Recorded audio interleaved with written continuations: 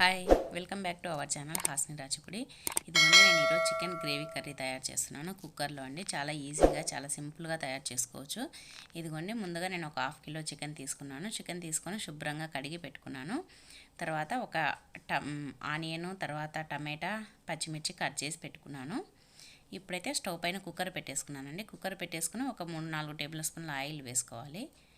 Oil heat ఎక్కిన తర్వాత ముందుగా మనం కట్ చేసి పెట్టుకున్న ఆనియన్స్, పచ్చిమిర్చి వేసుకోవాలి. వేసుకున్న తర్వాత కరివేపాకు వేసుకోవాలి. తర్వాత అల్లం, వెల్లుల్లి, కొత్తిమీర 3 కలిపిన పేస్ట్ వేసుకోవాలి. తర్వాత కొద్దిగా మెంతిఆకు వేసుకోవాలి. మెంతిఆకు ఫ్లేవర్ చాలా బాగుంటుంది చికెన్ కర్రీకి. ఇదిగోండి మళ్ళీ తర్వాత చెక్క, లవంగ, యాలకులు దంచి వేసుకోవాలి. ఇలా అన్నీ వేగాలండి ఆయిల్లో. తర్వాత చికెన్ ముక్కలు వేసేసుకోవాలి. శుభ్రంగా కడిగి పెట్టుకున్న చికెన్ ముక్కలు వేసేసుకొని ఈ మసాలాలో అంతా కలిసేటట్టు కలుపుకోవాలి. చాలా ఈజీగా చేసుకోవచ్చు అండి. సూపర్గా ఉంటుంది టేస్ట్. కుక్కర్లో 10-15 నిమిషాల్లో మనం తయారు చేసేసుకోవచ్చు. తర్వాత పసుపు, ఉప్పు వేసేసుకోవాలి. తర్వాత 2 టేబుల్ స్పూన్ల కారం వేసుకోవాలి. కారం మీ ఇష్టం అండి, మీ టేస్ట్కు కారానికి తగినట్లు వేసుకోండి. ఈ మసాలా అంతా కలిసేటట్టు ఉప్పు, కారం, పసుపు అన్నీ కలిసేటట్టు ముక్కలకి బాగా కలుపుకోవాలి. కలుపుకొని మూత పెట్టేసుకొని ఒక 2-3 నిమిషాలు మగ్గనివ్వాలి. చూడండి 2-3 నిమిషాలు ముక్కలకు కారం, ఉప్పు, పసుపు బాగా పట్టింది కదా. ఇప్పుడు మనం ముందుగా కట్ చేసి పెట్టుకున్న టమాటా ముక్కల్ని కూడా వేసేసుకోవాలి. వేసేసుకొని ఒకసారి అంతా కలిపేసుకొని మూత పెట్టేసి మరొక 2 నిమిషాలు మగ్గనివ్వాలి.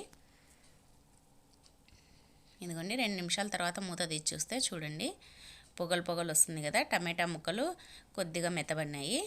ఇప్పుడేమో మనం తగినన్ని వాటర్, ఒక 2 టీ గ్లాసుల వాటర్ వేసిన నేను 1/2 కేజీకి.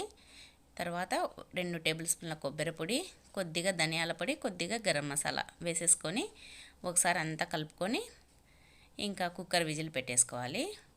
మన దగ్గర గరం మసాలా నచ్చకపోతే చికెన్ మసాలా వేసేసుకోండి. ఇదిగోండి కుక్కర్ విజిల్ పెట్టేసుకొని 2 విజిల్, 2 అంటే 2 విజిల్ అండి.